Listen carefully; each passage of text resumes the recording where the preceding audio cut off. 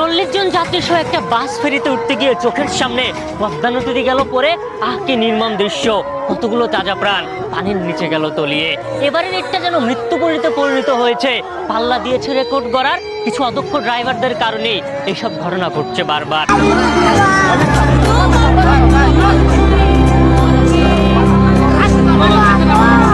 গাড়ি সহ পানিতে পড়ে গেছে। আপনার মায়ার বাঁচাইতে পারি নাই, আপনার নাতিনেরে বাঁচাইতে পারি নাই, আপনার বোনেরে বাঁচাইতে পারি নাই।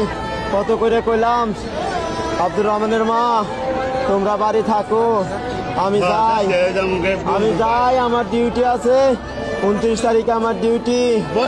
না তুমি একলা একলা আমার একলা একলা ভালো লাগে না। এখন ঠিকই আমারে চাই রে, আমারে চাই রে। কেমনে আমারে একলা রাইকা চলে গেল।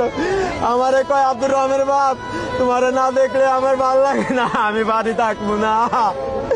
তোমারে না দেখলে আমার একটু ভালো লাগে না, আমার অস্থির লাগে।